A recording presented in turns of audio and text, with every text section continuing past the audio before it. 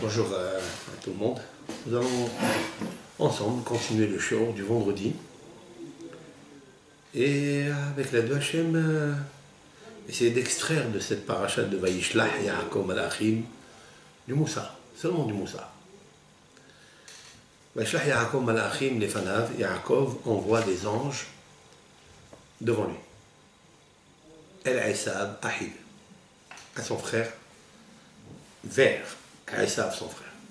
Artsa Seir c'est de Edom. Dans le pays de Seir, le champ de Edom. Bien sûr, la paracha de la semaine précédente, Yaakov apprend que Esav arrive à sa rencontre. Et on lui dit qu'il y a 400 personnes accompagnées de Esav. Comme on va le voir dans le texte, Arba'meot Ish'im. Bien sûr que si la Torah nous précise le nombre des personnes qui étaient avec lui, c'est que c'est intéressant pour nous, parce qu'il nous faut toujours savoir face à qui la Yaakov va faire.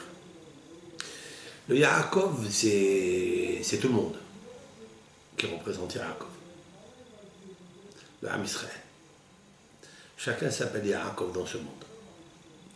Comme dit le Zohar Kadosh, Yaakov est la seule personnalité, le seul patriarche qui a reçu 2 prénoms. Un Yaakov et le second Israël. Chaque Ben Israël s'appelle Israël. Mais il s'appelle aussi Yaakov. Yaakov vient du terme, du radical Hakev. Hakev étant le talon. Nous sommes dans un monde qui est la fin de la structure du Adam Kadmon, c'est-à-dire de l'homme qui est ancien. Et donc, la tête, c'est Israël. Les pieds, c'est Yaakov. Maintenant, qui va diriger qui? Est-ce que les pieds vont diriger la tête ou la tête va guider les pieds? Lorsque Yaakov a quitté le mont Moria, après ce rêve extraordinaire, il est marqué un verset où tous les Mefarshim se demandent la question, mais de quoi s'agit-il? Vaïssa Yaakov Aragla. Et Yaakov a levé ses pieds. Le Midrash demande, qui lève qui? Est-ce Yaakov qui lève les pieds ou c'est les pieds qui lèvent quelqu'un? C'est les pieds qui lèvent, qui sont les supports de l'homme. Comment c'est marqué? Et Yaakov a levé ses pieds. Le Midrash répond. Il a reçu une bonne nouvelle. L'Éternel s'est manifesté à lui dans cette prophétie. Vaya halom, c'est un rêve, mais ce n'est pas le rêve comme l'expliquent tous les philosophes de doctrine étrangère. Vaya halom, c'est la valeur numérique nevoa, binvoa, par la prophétie. Chaque fois qu'apparaît le terme Vaya halom, halom dans notre Torah, c'est-à-dire dans le songe, par la nevoa. Donc Yaakov, il reçoit une assurance de Hachem, voilà. Une Bessora Tova, qu'il va quitter Eretz Israël, certes, mais il va revenir en Eretz Israël. Dieu, Hachem, l'accompagnera, il lui dit Anochi Eimar, je suis avec toi, t'inquiète pas. Anochi Eimar, je suis avec toi. Il n'est pas marqué Ani Eimar, comme on a l'habitude de dire. Anochi. Anochi, ça veut dire la Shekhinah. La Shekhinah est avec toi. Il avait la chance d'avoir la Shekhinah. Quand il a entendu la bonne nouvelle de Hachem, à ce moment-là, il a levé ses pieds. Ça veut dire qu'ils étaient très légers, ses pieds. Quand quelqu'un il reçoit une bonne nouvelle, les os deviennent légers, très légers. Ils ne sont pas lourds. Comme il est marqué dans les proverbes du roi Salomon, dans les Michelet, il est marqué Me'or Einaim, Samach Lev, Shuma'at Tovat, Dashen Hatzam. Me'or Einaim, c'est-à-dire éclairer les yeux. Samach Lev, réjouit le cœur. Shemua Tova, une bonne nouvelle, Tedashen Hatzem. Ça veut dire elle remplit les eaux. Et alors, qu'est-ce que ça veut dire elle remplit les eaux? Alors ils deviennent lourds? Non. Ils deviennent Hatzamot, ça veut dire ils ont une naissance de la spiritualité qui rentre dedans. Ça veut dire Kalibouchou, il va résider dans chaque os. Kalibouchou, c'est le feu. C'est l'élément le plus léger du monde. Ça, c'est, on pourrait expliquer comme ça le texte, selon le Midrash. Mais on peut expliquer autre chose. Israël, c'est la Neshama. Cette Neshama, quand elle est attachée à Hachem, les pieds qui veulent la tirer vers tout ce qui est bas, vers l'état avot, vers les désirs, tous les plaisirs de ce monde matériel. Donc les pieds qui foulent le sol de ce monde, Halamazé, il est attaché, l'homme il est très attaché à ce Halamazé. Eh bien, quand la Neshama elle est attachée à quel beaucoup, elle fait son devoir, elle est satisfaite et rassasiée, c'est lui qui lève le pied vers le haut. C'est-à-dire il lève la matérialité vers le haut. Vaïssa Yaakov Ragla. Et Yaakov, il a levé ses pieds. Et quand il lève ses pieds, qu'est-ce qu'il voit? Il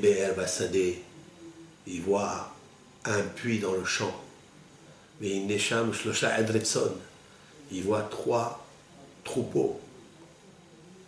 Rovetzim Alea. Ils se reposent, ils sont autour de ce puits extraordinaire. Il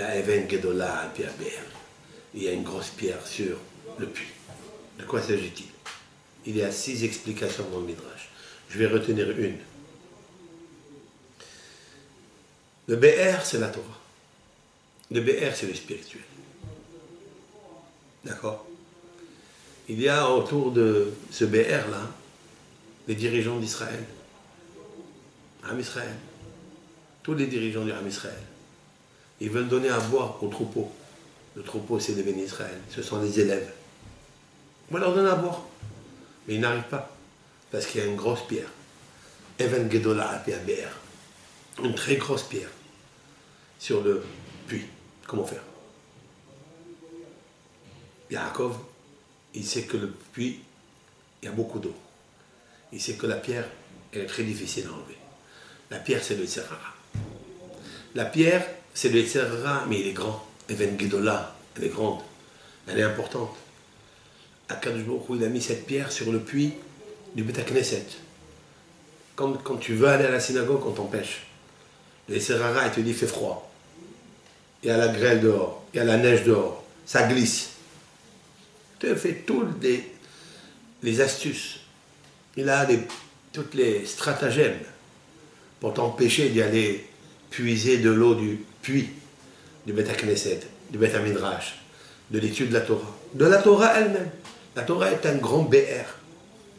Mais et les bergers n'arrivent pas. Il faut que tous les bergers se réunissent. Qu'est-ce que ça veut dire? Ça veut dire qu'il manque de ahdout, il manque d'unité. Il faut que tous les bergers, ça ne suffit pas 3 troupeaux, 3 bergers. Il faut que tout le peuple d'Israël, les dirigeants se réunissent pour retirer la pierre. On peut expliquer que le puits, c'est Beth Amikdash. C'est le temple, le 3e temple, qui est fermé. Il y a une pierre au-dessus et personne n'arrive à l'enlever. Pour l'enlever, il faut l'unité de tous les bergers. C'est ce qu'ils vont dire tout ça, Yaakov Avinu. Il leur a dit alors, abreuvez le troupeau et partez. Il dit non, on ne peut pas. Ad Asheri Asfu Kol Adarim.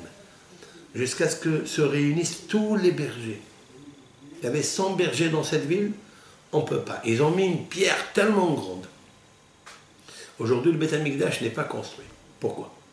Parce qu'il fallait que tous les bergers d'Israël se réunissent pour enlever cette grosse pierre. Il vient Yaakov, il voit Rachel, et il s'approche de la pierre, et il l'enlève comme quelqu'un, il enlève un bouchon, comme ça. La pierre, elle est grosse, elle est lourde. Tac. il enlève ce bouchon. Kemesse pkak, mina bakbouk, dit Rashi.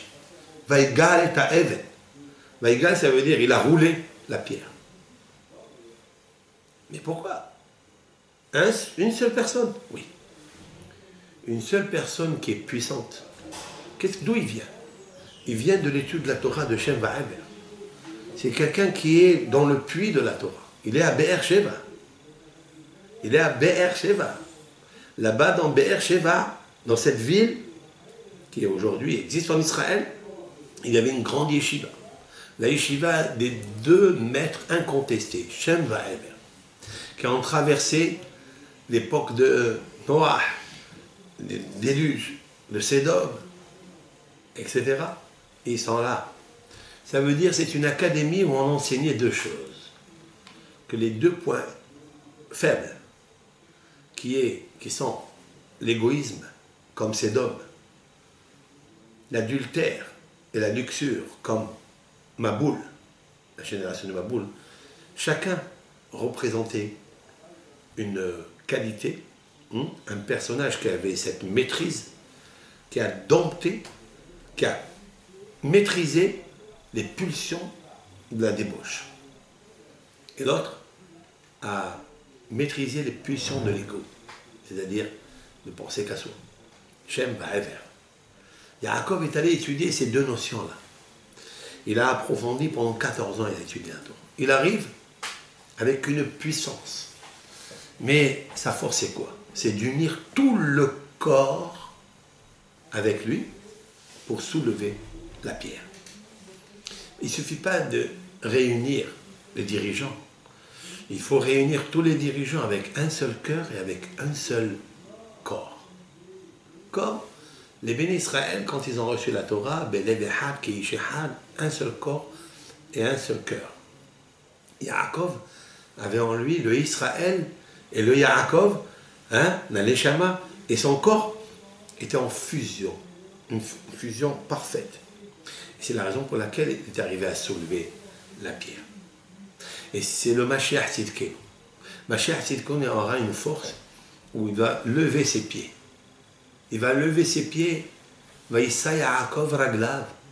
La Torah nous dit quelque chose d'extraordinaire, que Yaakov il a levé ses pieds. Ce n'est pas les pieds qui vont le lever pour l'amener là où tous les êtres humains vont suivre comme un mouton qui suit comme ça le troupeau pour aller à l'abattoir, c'est-à-dire à être égorgé par le Yitzhara, à lui enlever toute l'envie de la Devikut Bachem, l'envie de la Tefillah, l'envie du Hesed, l'envie du Shalom Bayit. Ça, c'est le Yitzhara. Raglav, c'est aussi synonyme de Regilut. C'est ce Regilut, habitude. L'homme, par son habitude, il rentre dans un système robotique, il ne réfléchit plus. Le Israël qui est en lui, la Neshama, cette notion de Israël, de Neshama, d'intelligence, elle est quasi inexistante chez lui. Parce qu'il y a tellement la régilo, tellement l'habitude. On va écouter plusieurs cours, on va écouter des cours, on va étudier la Torah. Mais ce n'est pas nous qu'on étudie la Torah, ce n'est pas notre Neshama qui étudie la Torah. La preuve, on n'arrive pas à changer nos habitudes. Yaakov, il vient de recevoir une bonne nouvelle, qu'il va revenir chez lui à la maison. En Eretz Israël. Ça veut dire quoi? Que le peuple d'Israël, même quand il va aller chez Lavan, il va aller dans la galoute chez Lavan. Chez Lavan, parce que Lavan, c'est celui qui blanchit, c'est celui qui fait honte. Dans la galoute, on nous fait honte. Dans la galoute, l'âme Israël souffre, la pauvreté, les mariages mixtes, l'assimilation. Tout ça, un jour, va se transformer en Lavan, c'est-à-dire blancheur. Parce que quel est l'intérêt et quel est le but du galout que Yaakov est parti chez Lavan? Ce nom est très à prendre au sérieux. Parce que là-bas, il va être mis de la ben atzmo, c'est-à-dire il va blanchir, il va s'épurer, il va enlever tous les parasites qui le gênent, tous les avérotes qu'un homme il fait à cause de la rigiloute dans la galoute. On est habitué, donc on est là, on est tranquille. N'oublions pas qu'il y a eu 1/5 qui sont sortis d'Égypte. 1/5 seulement. Et 4/5 sont morts en Égypte. Mais pourquoi? Ils ont vu des miracles. Certes, ils ont vu des miracles, mais c'est passager, c'est momentané. C'est comme quelqu'un, il écoute un shiur, il est en extase. Et après, le lendemain, il fait ce qu'il a à faire. Pourquoi? Parce qu'il est habitué à faire. David Ameller disait le contraire. J'explique. David Ameller est roi. Toute la nuit, il projette qu'est-ce qu'il va faire. Telle réunion avec les rois, telle réunion avec les ministres. D'accord? Et le matin, il pense à tout ça. Et mes pieds m'amenaient c'est-à-dire à ton témoignage. Le témoignage, c'est la Torah. Il m'amenait tous au Beth Midrash, les pieds. Il les a tellement habitués, dit le Midrash, à aller à la synagogue, à aller au Beth Midrash, à aller à des conférences de Torah, que ses pieds, même si sa tête elle a pensé le contraire, hein, ses pieds, au contraire, il le portait parce qu'il a tellement habitué. Alors nous, c'est le contraire. Nous, on a des bons projets. On dit, on va faire tes choux. Ça y est. Je sais que ce monde, il est un vestibule. Je sais que ce monde, il est passager. On a tous, on fait du moussard. Même maintenant, au moment où je fais le moussard, je pense que je suis imprimé de ça. Mais en fait, on n'est pas imprimé. On n'est pas imprégné. C'est pas vrai. Il faut être droit, il faut être juste dans la vie. On n'est pas imprégné. On va faire tout à fait le contraire quand on va finir ce cours. C'est vrai ou pas? Pourquoi? C'est pas de notre faute. On est pris dans le système machinal. Et comme on est tellement habitué, c'est très difficile d'enlever ces habitudes. Très difficile de retirer ces habitudes. David Ameller pensait le contraire. Il dit, je vais aller faire un projet, je vais aller faire ceci. Et les pieds, qui étaient habitués à la Torah, à écouter le limoud de la Torah, ils m'emmenaient seul. C'est ça que la Torah vient nous dire ici. Ça y a Yaakov Raglav. Quand un homme, il arrive à prendre, ça y a Yaakov Raglav, et Yaakov a donné de la maturité, il a donné de la présidence, Nisu'in, hein, Nesi'ut, d'accord? Ça veut dire comme Nasso. Nasso, ça veut dire élevé. Il a élevé dans le sens spirituel, hein, il a élevé ses pieds. Il leur a donné une possibilité d'être agile, habile pour aller vers la Torah. Tu voulais dire quelque chose? C'est un marié aussi, non? Hein? Quand on se marie aussi. Oui, ça fait Nisu'in aussi. C'est ce que je dis. C'est marié avec ses pieds. Ah, oui, ça Yaakov Raglav, et Yaakov s'est marié avec ses pieds. Ça veut dire que la tête, ce qu'elle pensait, même les pieds pensaient. Pas comme nous, on est comme dit le Ramchal, Rabbi Moshe Chaim Lotsato, dans son livre lumineux, le Messilat Yesharim. Qu'est-ce qu'il dit? Il dit, nous sommes comme Kesus Shoter Bamilhama. Nous sommes comme un cheval dans le champ de combat. Il ne réfléchit pas. Le cheval, c'est un cheval. Notre corps à nous, il est comme un cheval. Donc on ne réfléchit pas, notre tête, elle suit la mouvance du cheval. Le cheval, il va au combat. Est-ce que tu vas mourir? Il pense à rien du tout. Son chevalier, il le prend, il le chevauche, il le guide. Il est obligé de le faire. Eh bien, notre Yetzer Hara, c'est lui qui nous chevauche. Donc, on n'est pas marié, en fait, avec la spiritualité. C'est pour ça, Yaakov Raglav, il a tellement habitué ses pieds à être en connexion, à être lui-même avec Akadosh Baruch Hu, attaché à Hachem, jusqu'à ce que ses pieds ont épousé, autrement dit, ont épousé la maturité de Israël, c'est-à-dire de la Neshama. Voilà donc, et c'est grâce à ça, quand le corps et l'âme fusionnent ensemble, ils sont d'accord ensemble, c'est le meilleur couple qui peut exister au monde. Et c'est en fait un message extraordinaire pour les couples, parce que c'est bien d'écouter des shiurim de couple. Mais est-ce que ça fonctionne? Est-ce que le fait d'avoir écouté un shiur, ça te donne des idées, c'est bien, mais est-ce que tu les as intégrées, tu les as écrits, est-ce que tu travailles sur ça? Si on ne travaille pas, ça ne marchera pas. Pourquoi? Parce que c'est vrai que la neshama, le cœur, profite, il est en extase. Mais est-ce que le corps va suivre? Non. C'est la neshama qui va suivre le corps. Puisque ça ne sert pas énormément.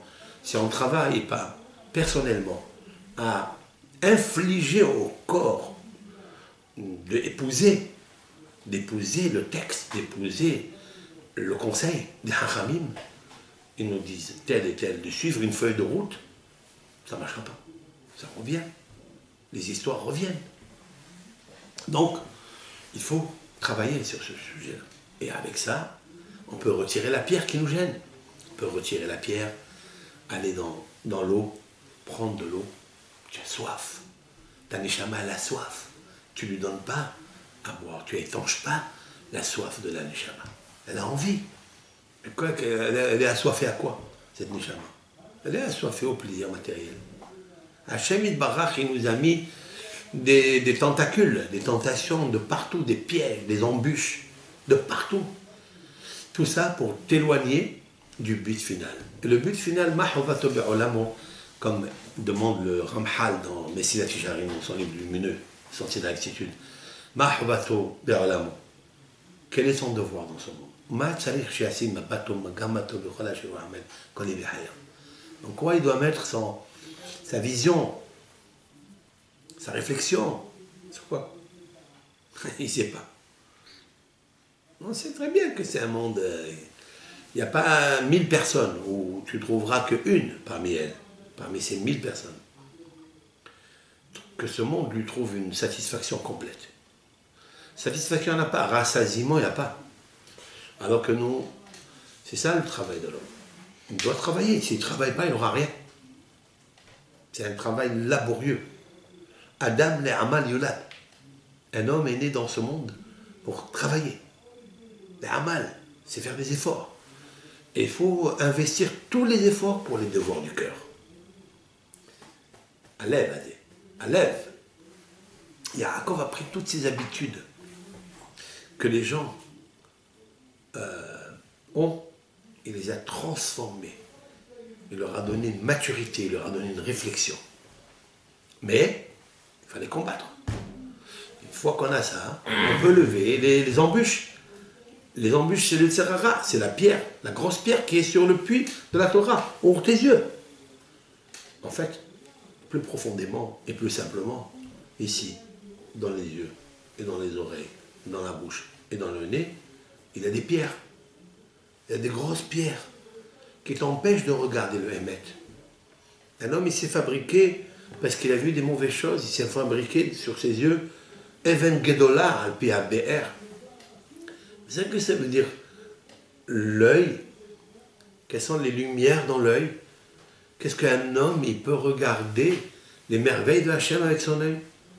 C'est un puits de lumière. Les oreilles. C'est un membre qui est le plus essentiel du corps humain.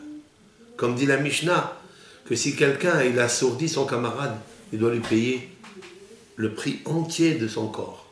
Parce que l'oreille est le membre le plus important. S'il n'écoute pas, comment il va apprendre? Alors on me dit toujours que les murs ont des oreilles, c'est vrai. Mais moi je dis que les oreilles ont des murs. Ce sont des pierres.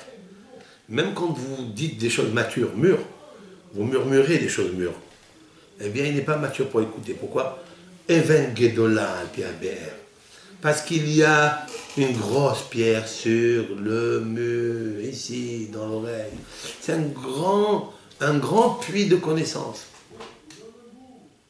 Shlomo HaMelech, dans les Proverbes, il a dit quelque chose de sensationnel. Shomea tochaha konelev. Celui qui écoute, qui mérite d'écouter une réprimande que son camarade lui fait, que son mari lui fait, que son épouse lui fait, son maître lui fait, que son père lui donne, qu'il écoute, connaît l'aide. Il achète un cœur. Vous achetez un cœur, vous? Est-ce qu'il y a des supermarchés qui vendent des cœurs? Est-ce qu'il y a des pharmacies qui vendent des cœurs? Non? Des cœurs spirituels? Il n'y a pas. Un homme, il peut tomber dans les pièges de la vie, dans les pièges du Srava, dans les sables mouvants, dans les tourbillons de l'océan. Il peut tomber. Yamata Avot. Un homme, il peut être englouti et enseveli dans le Yam. Yam, c'est l'océan de Ta'avot. Ouais. une seule chose peut le sauver. C'est-à-dire une bouée de sauvetage. Une bouée de sauvetage. Son oreille. Écoute. Shomea Toraha. Quelqu'un qui écoute et comprend. Shomea a deux définitions. Écouter, mais ça ne suffit pas d'écouter. Même les murs écoutent. Shomea, ça veut dire Shema, ça veut dire Haven. Comprend. Shomea Toraha, connaît l'élève. Shlomo HaMelech a dit, si tu veux acheter un cœur, ton cœur, il est complètement souillé. Tu as fait des bêtises, tu as fait des erreurs, tu as fait des choses gravissimes. Tu n'as pas laissé une faute dans la Torah que tu n'as pas accomplie. Les mitzvot, tu es paresseux, nonchalant, tu n'as rien fait. Quand même, on peut te sauver. Comment? Shomea Torah. Tu peux acheter un nouveau cœur, un cœur qui comprend. Si le cœur comprend, c'est sûr et certain que tu fais une teshuva. C'est ça, Even Gedolah Aper. Il y a ici des dirigeants, il y a des rohim, des dirigeants autour de cette pierre. Mais ils n'arrivent pas à enlever cette pierre. Aujourd'hui, l'actualité c'est quoi? C'est que le Beth Amikdash n'est pas construit. Pourquoi? Il y a une grosse pierre, comprenez ce que je veux dire? Il y a une grosse pierre qui est posée là-bas. Comment on va l'enlever? Il y a la Toum'a. Il y a la Toum'a. Comment Hachem Itbarach il va descendre? Quelle est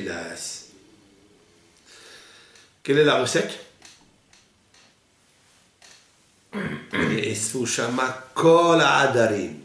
Il faille que tous les bergers d'Israël se réunissent Vegalalou et à Even et qu'ils enlèvent le Even. C'est le plus grand moussard de cette génération qu'il nous faut tous les hachamim de la génération se réunir dans toutes les tendances et tous les courants. Si on veut que le Mashiach il vienne en courant, pour être branché avec la Shekhinah, c'est le Mashiach comme Yaakov Avinu. Il a étudié 14 ans. 14, ça n'est pas fortuit, parce que 14, c'est la valeur numérique David. Et David, c'est lui, le Mashiach, c'est son petit-fils, Mashiach.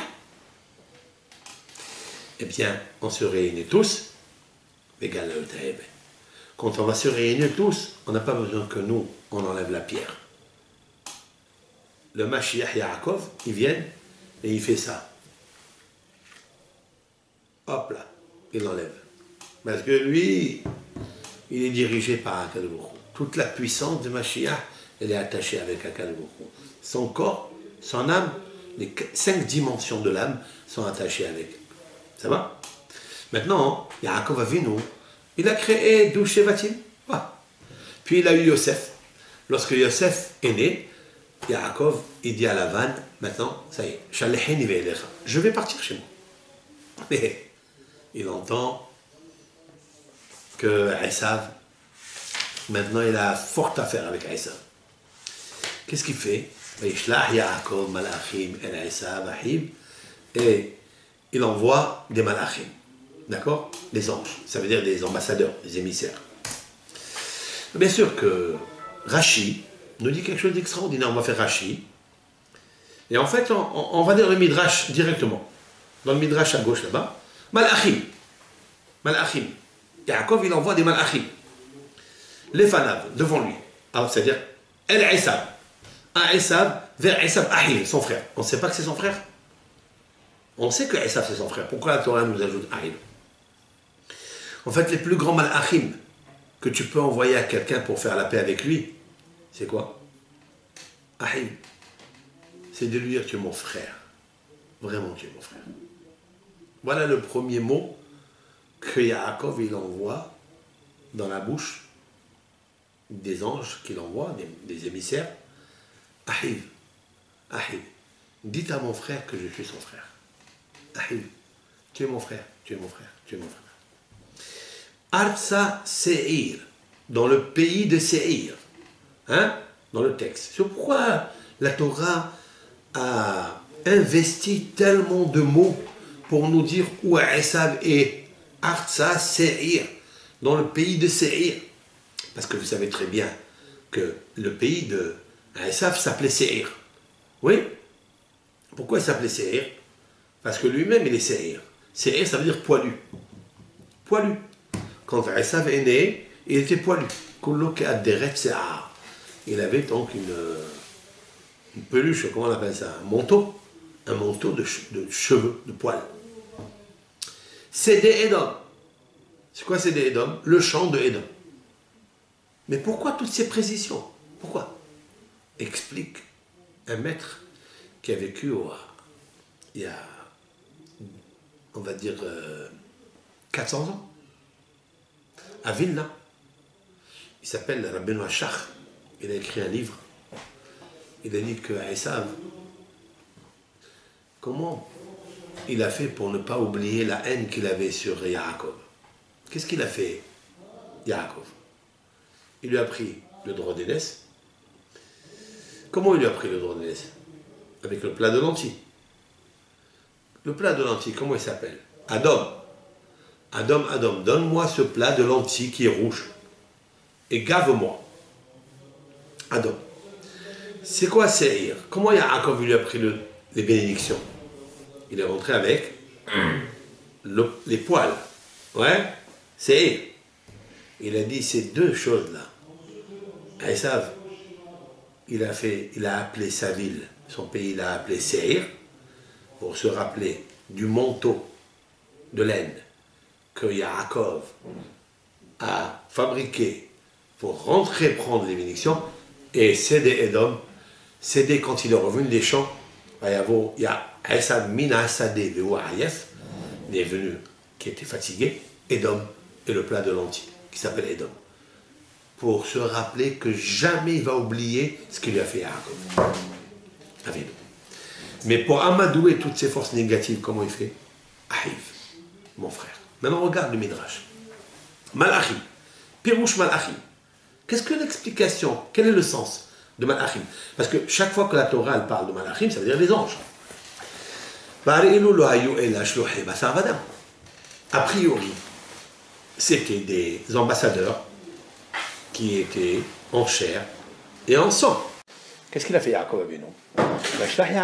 Il a envoyé les anges, les fanav devant lui. Cela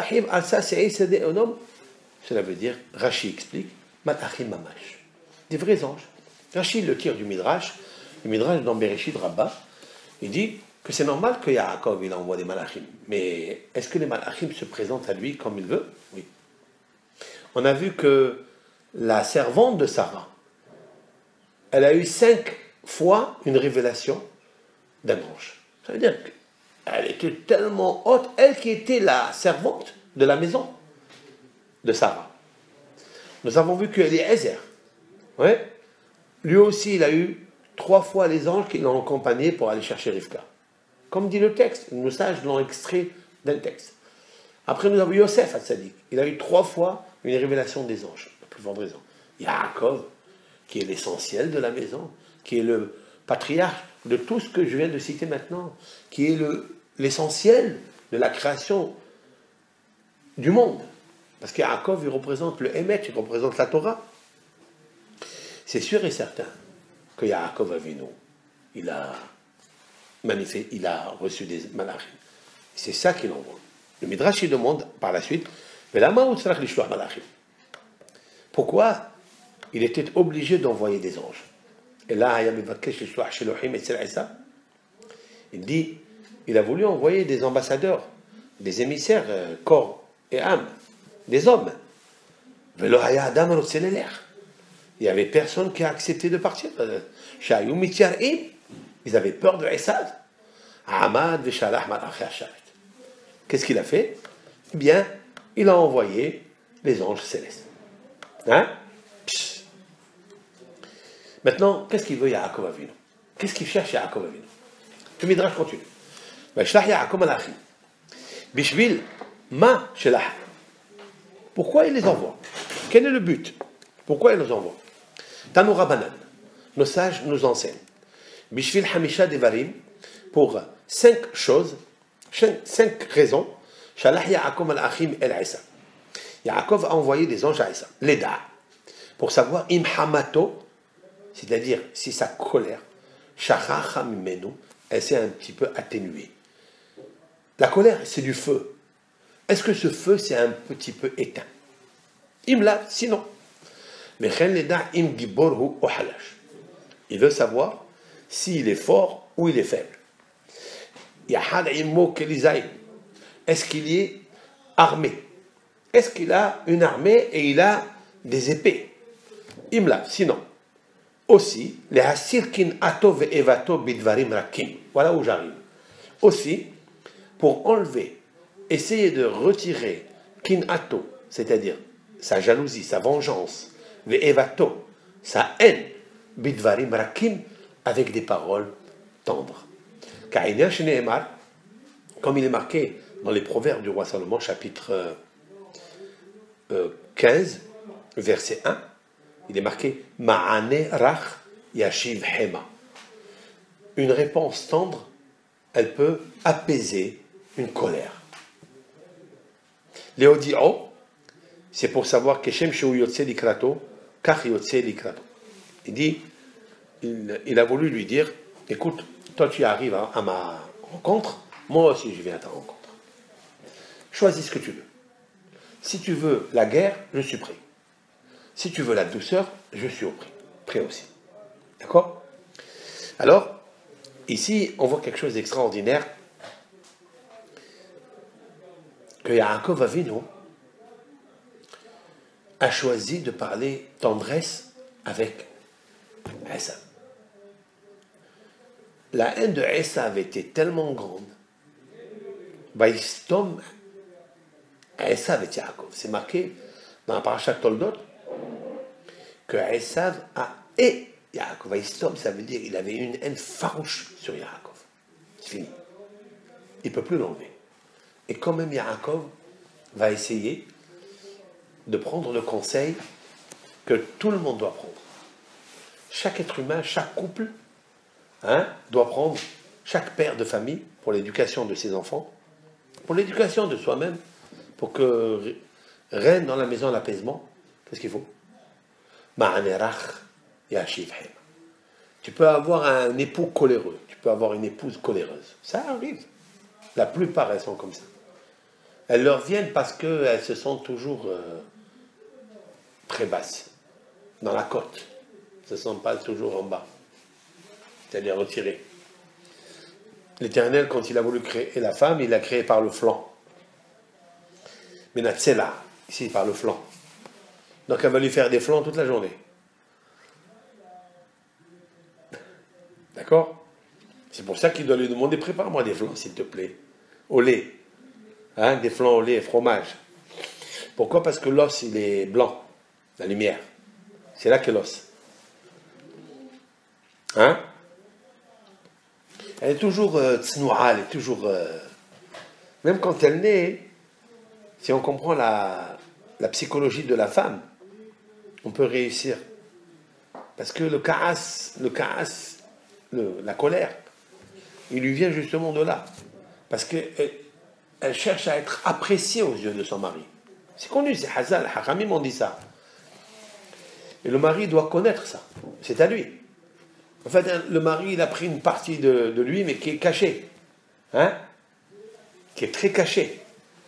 C'est la raison pour laquelle un homme, il n'arrive pas à structurer son corps. Parce qu'il toujours il lui manque quelque chose. Il lui manque la femme qu'il a extrait de son corps. Cette partie. Mais la partie qu'il a extrait, ce n'est pas la partie qu'il veut. Parce que l'homme, il a tendance toujours à se faire paraître et apparaître. Être. Mais son être qui est à côté, qui est le flanc, qui est venu de là, ben c'est ça qu'il faut qu'il regarde. En regardant les qualités de la partie qu'on a extrait de lui, ben il devient lui-même. C'est-à-dire il devient complet. Pourquoi les gens ils vont en boîte? Pourquoi? Parce qu'ils boitent. Parce qu'ils ont perdu leur flanc, leur côte. C'est là. C'est là, ça vient du mot de soléa. Soléa, ça veut dire boiter. Il va en boîte, il pense qu'il va trouver son complément. Mais c'est pas là-bas que tu vas la trouver. Parce que quand tu sors, tu bois et tu aboies et tu boites. Ça, c'est pas bon. Alors, Vadaï, que tout se trouve chez l'être humain. Tout se trouve ici. Yaakov Avinu, il a compris que Esav, c'est son jumeau. Et à l'intérieur de Yaakov, il est branché énormément avec Esav. Alors, il dit, la meilleure solution, c'est que j'essaie de devenir tendre. C'est tout. Ma'anerach yashiv hema. Je vais lui parler avec douceur. C'est ce que je te dis. On peut prendre ce midrash, le superposer dans le texte lui-même. Comment? Yaakov, il cherche à envoyer des anges, mais qui savent parler avec Esav. Qu'est-ce qu'un ange? Un vrai ange n'a pas d'intérêt. Un ange n'a pas peur de Esav. Il peut être armé, hein? Il n'a pas peur de lui. Un ange est complètement débarrassé de toutes les impuretés, de tout son ego, parce qu'il est là pour servir et pas pour recevoir. Hein? Ce qui est la différence entre un ambassadeur normal. Un ambassadeur, vous pouvez l'envoyer par exemple faire une mission, mais il va essayer de trouver son intérêt. Donc quand quelqu'un cherche son intérêt, il peut recevoir des pots de vin. Et c'est ce qui arrive aujourd'hui dans le monde. Il va recevoir une commission.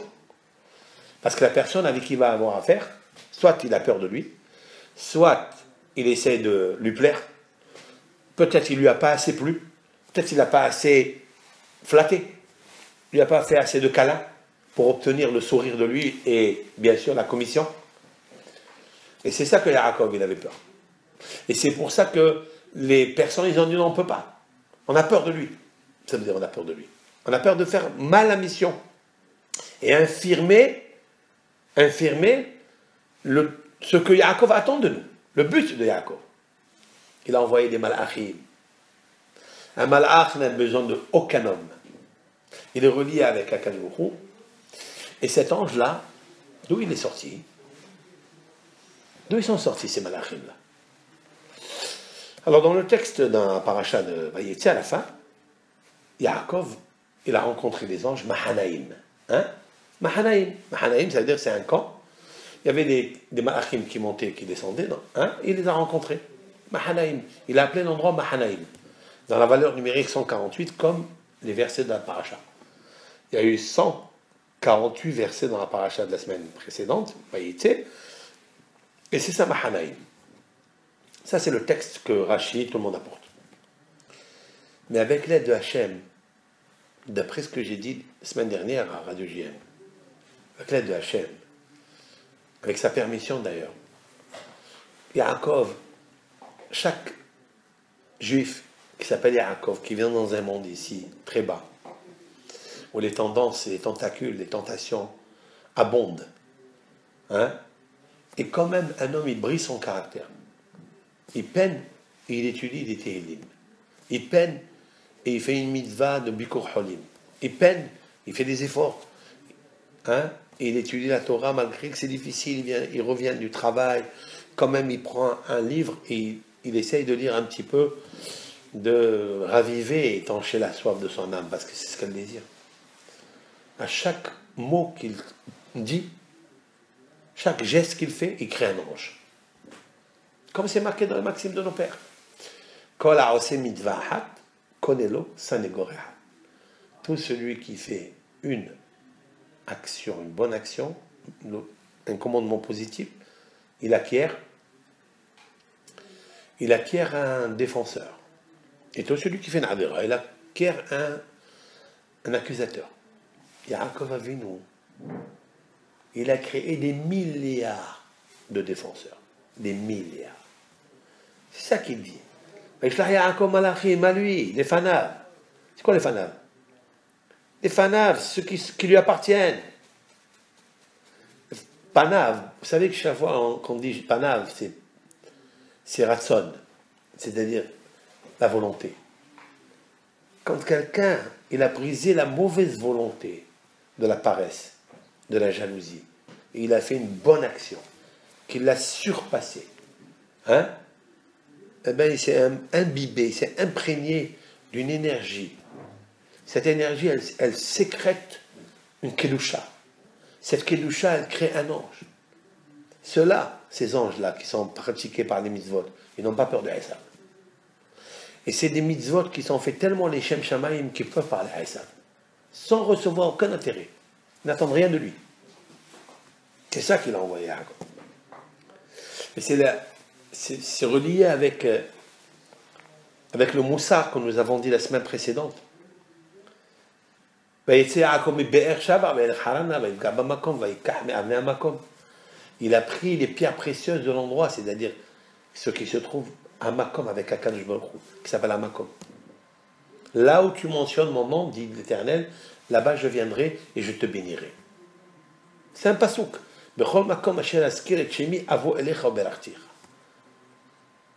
Chaque fois qu'un Bey Israël s'assoit, dans les maximes de nos pères, c'est marqué Afilou Yahid She'osek Batorah. Même une personne seule, elle est seule, elle est isolée, et elle étudie la Torah. Shechina Kenegdo. La Shechina est en face de lui. Elle écoute tout ce qu'il est en train de lire. Surtout s'il étudie la nuit. La nuit, il se lève, 1 heure dans la nuit, il se lève, il étudie la Torah. Le Zohar Kadosh dit, à propos du verset Haverim Makshivim le colères, Hashmi'in. Ça veut dire un juif qui étudie dans la nuit, il s'associe avec la Shekhinah, il étudie la Torah de Hachem, la lumière de Hachem, n'importe quel texte. L'essentiel, c'est qu'il profite de ce qu'il étudie. À plus forte raison, s'il arrive à se rassasier de ce qu'il satisfait, rassasier, ou satisfait ou remboursé. Eh bien, il faut savoir qu'à Kadosh Baruch Hu, tous les malachim, les tzadikim, les neshamot des malachim et les tzadikim, ils vont faire un tour dans chaque maison où étudie le tzadik, où étudie chaque juif, peu importe le niveau qu'il a. Et ils sont en train de Haverim, ce sont les tzadikim, c'est des camarades. Tous les camarades qui sont camarades vraiment dans le Olam Haba. Parce que dans le Olam Haba, on est des vrais camarades. Pourquoi? Parce que là-bas, il n'y a pas de jalousie, il n'y a pas de concurrence, il n'y a pas de compétition.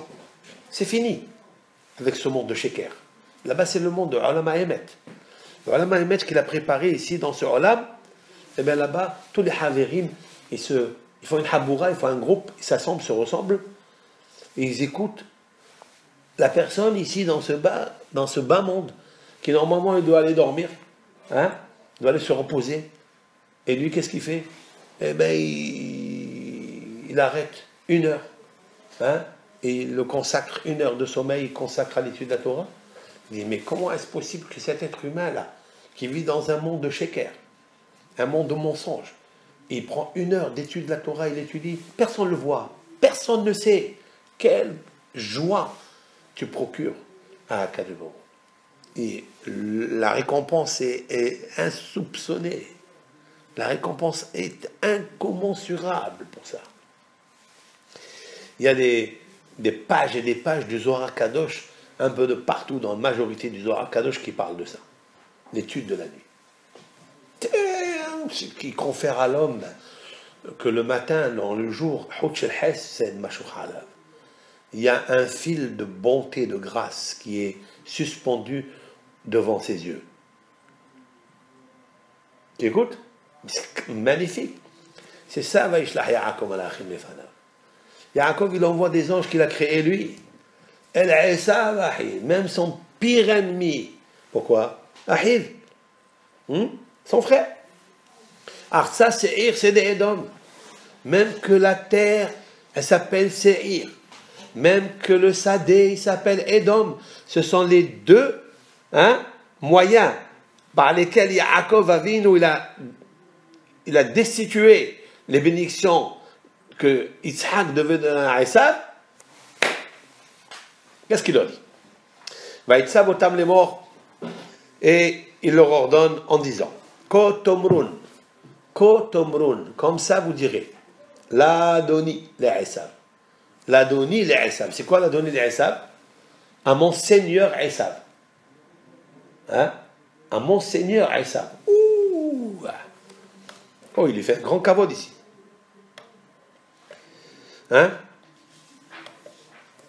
Il lui fait un très grand kavod ici. l'Adoni les Esav. Wow.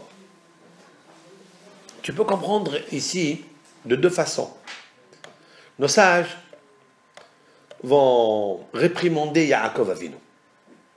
Nos sages vont critiquer l'attitude de Yaakov Avinu. Mat tzaddik mat lifnei rasha. Mat, ça veut dire se plier devant Rasha. Comment ça se fait que Yaakov il se plie comme ça devant Esav? L'Adoni, mon Seigneur. Les Esav. Esav. D'accord? Pourquoi il lui dit ça? On va prendre le Midrash. Est-ce qu'il y a l'Adoni les Esav? Il n'y a pas sur ça. Oui? Il n'y a pas. Alors je voudrais dire comme ça. En vérité, Yaakov Avinu, il ne parle pas à Esav lui-même. Il parle aux représentants de Esav. S'il envoie des malachim, oui, il n'envoie pas à Esav d'en bas. Il y a deux lamelles aussi, il y a Adoni et Esav. Bravo, il y a les deux lamelles. Alors on va expliquer. Voilà, bravo. Quand on ainsi vous direz l'Adoni à mon Seigneur, les Esav à Esav. Il aurait dû dire soit l'Adoni à Esav. Pourquoi il dit l'Adoni les Esav? En fait, à mon avis, on peut expliquer comme ça. Si on envoie des malachim, cela veut dire que les malachim, ils peuvent parler avec des malachim.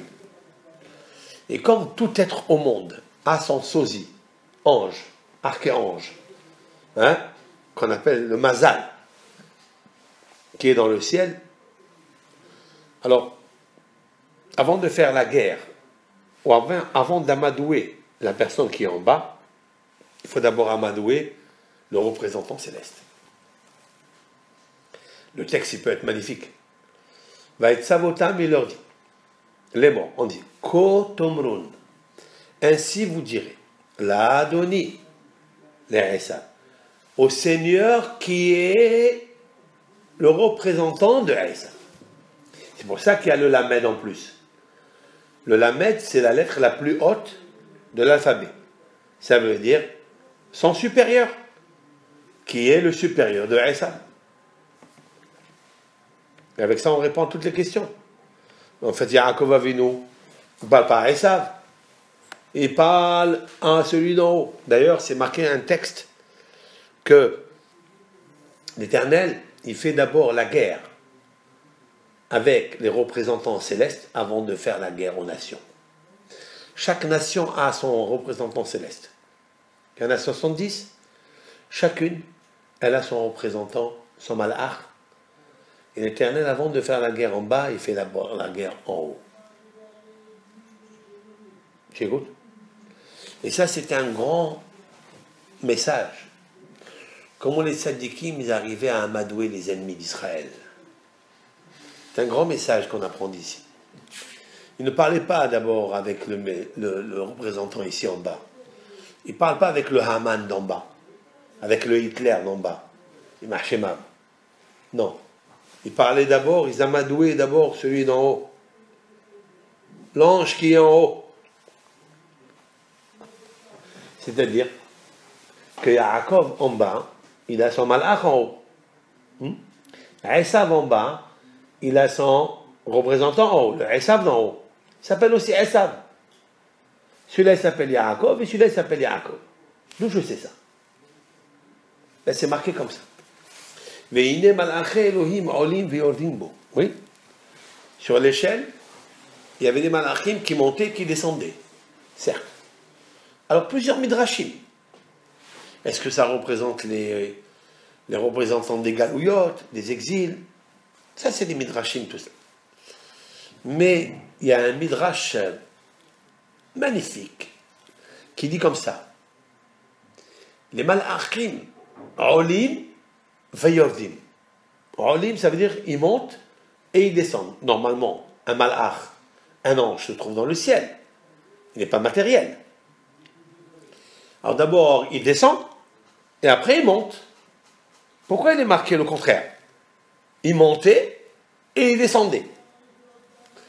une des réponses du Midrash, elle est belle, il est comme ça. Les Malachim que Yaakov Avinu, il a créé dans ce monde, ils ont vu son visage, en bas. Qu'est-ce qu'il faisait? Il dit, bon, très bien. Le visage de Yaakov en bas, il est beau, il est sain. Les traits du visage correspondent à ce qu'il fait. Mais est-ce que le Yaakov d'en haut, il a aussi le même visage rayonnant? Ou peut-être non.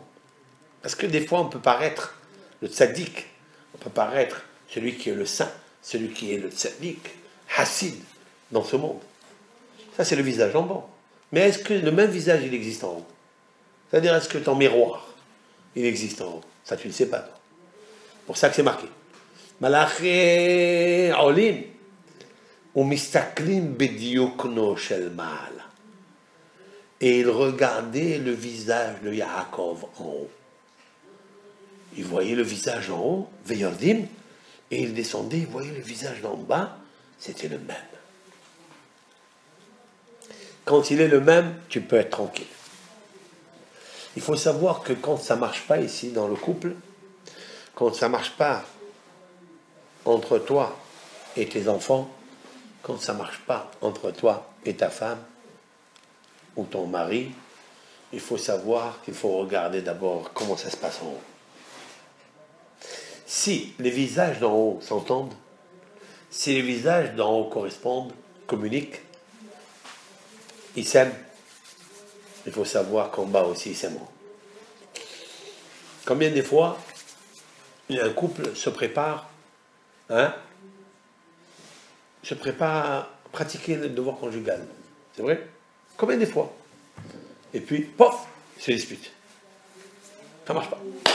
Et ils se séparent. Pourquoi? Parce qu'il faut qu'en haut, le zivoug, ils s'unissent. Il faut que les neshamot d'en haut, les représentants célestes, Am, Mazal, il faut qu'ils s'aiment. Peut-être qu'ils ne sont pas en accord ce jour-là. Et donc en bas, tu ne pourras plus rien faire. Il y a même des fois des disputes acharnées qui arrivent, de ce qu'on entend, de ce qu'on voit, de ce que les couples vous racontent. Mais ils n'ont pas compris d'où ça vient. Parce qu'en haut, ce n'est pas le moment de s'unir, de fusionner ensemble. C'est pour ça qu'en bas, ça ne marchera pas. Et des fois, tu n'as rien préparé, tu n'as rien projeté, et ça fonctionne. Pourquoi? Parce que là-bas, ils ont commencé le zivouk, ils ont commencé l'union, ils ont commencé l'amour. Alors en bas, même si toi tu ne le veux pas, c'est ton corps. Automatiquement, c'est bon. Yaakov Avinu, c'est un grand message ici. Yaakov, Malachim, l'a donné les Esav. Allez-y voir si en haut, les représentants de Yaakov et de Esav sont ahiv. Ils sont frères, ils sont fraternels. Alors, Kotomro l'a donné, vous leur direz en haut, les Esav. Alors en bas, ça marche. Alors qu'est-ce qui est marqué après? Ko amar avdecha Yaakov. Ainsi, il a dit ton serviteur Yaakov. Yaakov, il se rabaisse devant Yaakov, devant Esav. Im Lavan Garti. J'ai habité avec Lavan, et j'ai tardé jusqu'à là. Pourquoi il lui raconte ça? Le Midrash, il dit comme ça. Im Lavan Garti. Avec Lavan, j'ai habité. Ou Mahu Lashon Garti. Quel est le langage de Garti? C'est quoi le terme? Quel est le sens? Gerut Hayali. Velo Menuha. Yaakov, il dit à Esav, j'étais juste étranger chez Esav. Velo Menuha, j'avais pas de repos. Comme il est marqué dans le texte. Haïti Bayom Achalani Horev. Il dit, j'étais dans la journée et le soleil m'a accablé. Mais Kerah Balayla. Et Kerah, c'est-à-dire, il y avait le froid, la nuit. Et l'insomnie de mes yeux était bien présente. Il n'arrivait pas à dormir à cause de la chaleur et à cause du froid la nuit. Il lui dit, Im Lavan Garti, guerre Anochi Ba'aretz, je suis un étranger. Waouh, quel message extraordinaire. De là, on apprend quelque chose. Lorsque un homme rencontre des difficultés qui s'appellent Esav dans la vie, lorsqu'un homme y trouve dans les jours de haine, parce que vous savez très bien qu'il y a des jours de haine et des jours d'amour, eh bien la plupart des jours de haine, l'homme il se décourage. Ouais. Comment arriver à combattre ces jours de haine? Comment un homme il doit se stimuler? Comment il doit s'encourager? Par quoi? Voici la phrase qu'il doit dire. Im Lavan Garti. Avec Lavan, j'ai habité, ça veut dire, j'avais pas de repos. Laissez-moi tranquille, s'il vous plaît. Hein? À quel moment tu as les jours de haine qui t'affectent? À quel moment? Tu sais à quel moment? Lorsque tu penses que tu es dans la gloire. Lorsque tu penses que ce monde, pour toi, Ben Israël, hein, tu penses qu'il est confortable et que tu vas résider dedans à jamais. Alors un cas de Baruch Hu t'envoie des jours de haine. Alors comment lui répondre à ces jours de haine? Je dis, je suis juste un petit citoyen passager. Im Lavan Garti. Je suis rien du tout. Regarde, j'ai l'insomnie, j'ai des problèmes familiaux, j'ai des problèmes de ceci, de parnassa. Dis-lui des paroles comme ça, et il te laisse tranquille. Hein? C'est ça, comment il faut parler au Yitzhara. ויהי שור וחמור, צאן ועבד ושפחה, וישלחה להגיד לאדוני למצוא חן בעיניך. Et il lui dit maintenant, j'ai eu shor, un bœuf, vachamor, oui, et un âne, tson, un menu bétail, aved, des serviteurs, esclaves, les shifha, servantes, vaishleha, et j'envoie les guides pour dire à mon Seigneur, limsohen be'ener, pour trouver grâce à tes yeux. Voilà. Qu'est-ce qu'il dit là? A priori, il se contredit d'après le Midrash, non? Il a dit, j'étais avec Lavan, j'ai pas eu de repos, je suis qu'un simple homme passager, guerre, étranger, je n'ai rien, j'ai pas de repos, je dors pas. Et puis il lui dit, écoute, j'ai des bœufs, j'ai des ânes, j'ai des esclaves. Et ben, il va enflammer plus chez Yaakov la guerre. Oui? Le Midrash nous dit comme ça. Regarde dans le Midrash, Vayilishol Vahamor. Oui? Tout à fait en bas. Vayilishol Vahamor. Virkilo ayalo ela shol Vahamor bilvad. Le Midrash s'étonne. Est-ce que Yaakov avait qu'un bœuf et un âne seulement? Mais quand tu vois le cadeau qu'il a offert à Esav, comme la Torah va le stipuler tout de suite, Ezim Mataim, il lui a donné des boucs 200, au Tiachim, des chèvres, Esrim, etc. Et là, chez Sadikim, Mema'atim et Ta'asman. Quel est le code? Quel est le code que Yaakov nous apprend? Les tzadikim, ils se diminuent. Un tzadik ne dit jamais je possède tant et tant de choses. Les Reshaim meromemim et atzman. Tandis que les Reshaim, ils essaient de s'enorgueillir. Car Esav, qu'est-ce qu'il dit Esav? Yesh li rav, j'ai beaucoup. Yesh mit'aser ve'en kol mitroshesh ve'hon rav. C'est-à-dire, Midrash il dit que Yaakov Avinu il lui dit, écoute, moi j'ai qu'un bœuf, j'ai qu'un âne, j'ai qu'un menu bétail, un eved, une shifha, tout en minorité. Parce qu'il essaie de se diminuer à ses yeux et aux yeux des autres pour ne pas les rendre jaloux. Hein? Tous les jours, une personne doit prier de ne pas être jalouse de l'autre, de ce qu'il possède l'autre, et de ne pas faire jalouser les autres. Comment on se conduit? Je suis un étranger. Je ne dors pas. Je suis rien. Je n'ai rien. Ou j'ai tout. Je suis satisfait et rassasié de ce que j'ai. Hein? C'est ça le hidouche. Si un homme, il est rassasié de ce qu'il a, il ne va pas aller chercher ailleurs. Jamais. Un homme, il a une femme. Comment on sait qu'un homme, hein, il est tzaddik? Si ce qu'il possède, il est rassasié, pas content seulement de son sort. Non, plus que ça. Parce qu'on peut être content de son sort, mais compte tenu qu'elle n'a pas tenu compte, qu'est-ce qu'on fait? On récuse, on rejette tout. Ça dépend des moments de joie, des moments de tristesse, des moments de haine, des moments d'amour, ça dépend. Mais si tu es rassasié véritablement, tu ne cherches pas quelque chose d'autre. C'est ça, Yaakov.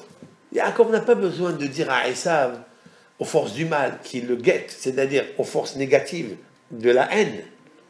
Ne leur dis pas que je possède, j'ai beaucoup. Ne dis pas ça, du tout. J'ai un bœuf, j'ai un âne. Considère toujours que tu n'es pas dans la ménoire. On va le voir après, Yaakov Avinu, quand il a cherché à se reposer, tu te rappelles? Dans Parashat, on va le voir après. Vayeshev. Yaakov, il voulait se reposer dans la chalva, dans la tranquillité. Kafas alav rogzo chez Yosef. A sauté sur lui la colère de Yosef. Yosef, il va le quitter pendant 22 ans. Pourquoi? Parce que Yaakov, il cherche dans ce monde à... Il a oublié un petit mot, un petit peu. Pourquoi il est là? Yaakov, hein, la grandeur de Yaakov. Cet homme exceptionnel. Cette dit qui est Sod Olam. Le fondement du monde de la Torah, du Hémet. Il a oublié à un moment, il a dit, ça y est. Akadosh Baruch Hu, laisse-moi un petit peu me reposer. J'ai eu assez d'histoires avec Dina, qui a été violée. J'ai eu des histoires avec Lavan, bon, 20 ans, 22 ans. Avec Esav, et beaucoup de haine. Hachem, ça suffit de m'envoyer les épreuves, les souffrances. Maintenant, je vais étudier la Torah tranquillement. Ah bon? Akadosh Baruch Hu lui a dit, ah bon? Dans ce monde, tu veux te reposer? Il lui a envoyé l'histoire de Yosef. La plus grosse histoire que Yaakov va avoir dans sa vie. Et pourquoi tout ça? Pourquoi Hachem ne laisse pas le tzaddik se reposer? Alors le Midrash dit, ça ne suffit pas que je vais te donner l'Olam Haba, là-bas où tu vas bien te reposer, tu vas cueillir tes fruits, tu vas sentir les parfums du Gan Eden, tu vas jouir avec les tzaddikim, tu veux aussi Olam Haba, Olam Hazeh, hein? Ça veut dire quoi alors? Alors on ne peut plus dormir, on peut plus jouir un petit peu de nos... Ouais. C'est celui qui est imbécile. Et celui qui n'a pas encore compris la valeur de chaque mitzvah dans ce monde. Et en fait, tout ce message que je suis en train de te dire, c'est le message qu'il a envoyé à Esav. Esav, pourquoi tu as la haine, dis-moi? Qu'est-ce que tu m'en veux? C'est un message qu'on peut envoyer à tous les ennemis d'Israël, à tous ceux qui veulent du mal à Israël. C'est le vrai message. Comment? Écoutez bien. Laissez-nous en paix. Laissez-nous tranquilles. Dans ce olam, dans ce monde, la haine, ça ne sert à rien. Qu'est-ce que tu veux? Tu vas t'enrichir. Tu vas avoir tout. Yesh li rav. J'ai tout. Alors tu as tout, alors, laissez-moi tranquille. Non, tu n'as rien. Si quelqu'un il dit j'ai beaucoup, c'est qu'il n'a rien. Mais si quelqu'un il dit j'ai tout, comme Yaakov, alors il a tout. C'est quoi avoir tout? C'est l'echem lechol begadil bosh. Yaakov il a demandé je veux un morceau de pain et un vêtement pour m'habiller. C'est tout ce que je veux. Je ne cherche pas autre chose. Alors qu'est-ce que tu fais avec tous ces ânes et ces boucs et ces chèvres? Ben je te les donne à toi. Il a pris comme la valeur numérique 500, je crois que c'est ça, hein, 550, entre les moutons, entre les chameaux, entre les chèvres, entre les serviteurs, etc. Il lui a envoyé à Esav. Waouh, Esav, il voit tout ça, il dit, c'est incroyable, qu'est-ce qu'il veut? En fait, Yaakov Avinu, il veut lui montrer que ce monde-là, même que j'ai reçu les bénédictions de papa, hein, regarde le bœuf. Papa il m'a béni d'avoir une récompense du ciel et de la terre. Mishmane haaretz, tal hashamayim, mishmane haaretz, oui. C'est-à-dire la rosée du ciel et les produits de la terre gras, les produits gras de la terre. Il lui a dit un bœuf. Il n'est ni dans le ciel, ni dans la terre. Un bœuf. Il est mobilier. Un âne, un aved, shifha. Ce sont des êtres humains, ce sont des animaux qui ne sont ni la rosée du ciel, ni mishmane haaretz, les produits de la terre. Ça veut dire, regarde, la bénédiction de papa ne s'est pas accomplie sur moi. Tu la veux, prends-la. Ne cherche pas à comprendre. Waouh! Qu'est-ce qui s'est passé? Elles savent. C'est amadoué complètement. Il s'est attendri complètement. Et pas seulement ça, qu'il n'a pas gardé la haine. Il a couru vers Yaakov. Il l'a embrassé, il l'a enlacé. Mais comment il a réussi, Yaakov, à faire une chose pareille? Comment? Si vous voulez que les jours de haine s'assoupissent, s'attendrissent, il faut dire, oui, c'est rare, qu'est-ce que tu veux? Tu veux me donner tout ça, je ne le veux pas. Prends-le pour toi. Laisse-moi tranquille. Moi, je suis guerre. Je suis un étranger dans ce monde. Voilà, ce qui me suffit, c'est un peu de pain, un peu de... Et si tu as ça, hein, si tu as cette feuille de route, tu peux arriver à avoir toute la richesse du monde. Parce que d'être rassasié dans ce monde, c'est ça la plus grande richesse. Yesh l'école, j'ai tout. Waouh, c'est difficile.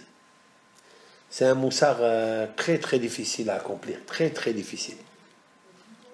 Oui, tu as une question? Oui, il a tout donné.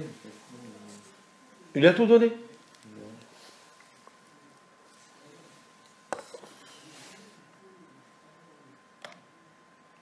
Le texte nous dit après, Banu el ahicha el Esav. Les anges sont allés, ils ont rencontré Esav, ils lui ont pas parlé, et ils lui ont dit, nous sommes venus chez ton frère, chez Esav. Ma ahicha chez Esav. Pourquoi ton frère est Esav? Le Midrash dit, She'ata noheg bo ke'ah, ve'hu noheg becha ka'esav. Il dit, El ahicha, toi, tu te comportes avec lui comme son frère. Mais lui, il se comporte avec toi comme Esav. Ça veut dire qu'il a encore la haine. Maintenant, on regarde le Midrash qui suit. Hein? Et il a 400 personnes avec lui. Le Midrash demande la question, qui sont ces 400 personnes? Ça veut dire que si la Torah énumère un nombre, c'est qu'il est important. Et s'il est important, c'est que les personnes qu'il a prises sont importantes. Amar Rabbi Shmuel bar Nachmani, Arba me'ot melachim koshre ketarim.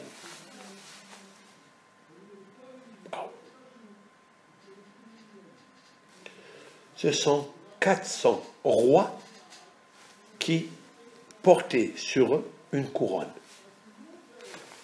D'où il les a cherchés? Il a cherché des rois. En vérité, c'est pas des guerriers qu'il a amenés avec lui. Il a amené des melachim, des rois. Ça veut dire que Esav gouvernait des rois. Par quel mérite? Par quel mérite Esav gouverne des rois? ויש אומרים 400 מיני ארפקים מושלי מחוזות היו עמו. Il y a qui disent ce sont des maires, c'est-à-dire des gouverneurs de contrées. Esav, il est arrivé à influencer 400 pays différents. Il a influencé leurs gouverneurs. Rabbi Yanai Amar Arba Meot Raché Gayasot. Waouh! Il y avait 400 fantassins, c'est-à-dire des gladiateurs. Et Kevan chez Amrou le Yaakov Kol Ota Gedula, lorsque les anges ont dit à Yaakov toute cette grandeur de Esav, Haya Mitchare, il avait peur. Il a séparé ses femmes, ses enfants en deux camps, comme il est marqué dans la Torah. Maintenant, je reviens sur le texte. Comment Esav, il a pu influencer 400 rois? Il faut être capable. Ça veut dire il faut avoir une grande influence. Il faut avoir une grande sagesse. C'est possible?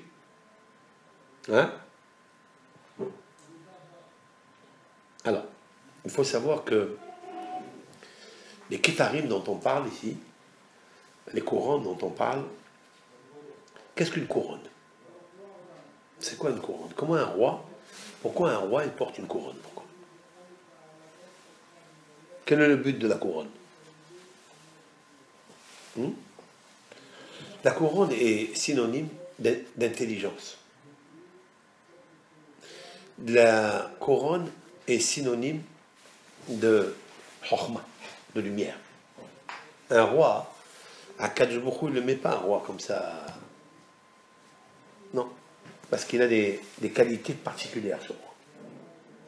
Je vais te donner un exemple d'une femme exceptionnelle qui a mérité d'avoir la couronne de Jérusalem sur sa tête. C'est qui? Une vraie couronne. C'est la femme de Rabbi Akiva. La femme de Rabbi Akiva, c'est Rachel, la fille de Kalba Savoie. Kalba Savoie est un homme richissime. Kalba Savoie, le chien rassasié, c'est quoi? C'est pas son nom. Mais nos sages disent que même un chien qui a toujours faim, comme dit le Talmud dans le traité Shabbat, le 24e chapitre, qu'il n'y a pas plus pauvre qu'un chien. C'est pourquoi l'Éternel, pour lui faire de la charité, parce qu'il a pitié de lui, pas les chiens d'aujourd'hui ils ont des supermarchés à eux. C'est les chiens de champ, de rue, sauvages. L'Éternel, quand il trouve une nourriture, il va lui conserver dans son ventre 3 jours. Il fait en sorte qu'il se rassasie pendant 3 jours. Et après les 3 jours, il faut qu'il cherche encore de la nourriture. Nos sages disent que même un homme enragé, affamé, comme un chien, quand il est rentré dans la maison de Kalba, Savoie, il mangeait à satiété. Il mangeait à gogo, comme on dit. Il se rassasiait. D'accord? Eh bien, sa fille à lui, Rachel, s'est mariée avec Rabbi Akiva. Et vous savez très bien que il lui a dit le soir du mariage, il lui a dit si j'ai de l'argent, quand je deviendrai riche, je te poserai une couronne sur ta tête. La couronne de Jérusalem. Et la Gemara dans le traité Nedarim, plutôt dans le traité Shabbat, elle dit, et surtout dans le traité dans Yerushalmi, dans le Talmud de Jérusalem, elle dit que Rabbi Akiva, vraiment, il a mis une couronne, il a mis une couronne sur la tête de sa femme. Pourquoi une couronne?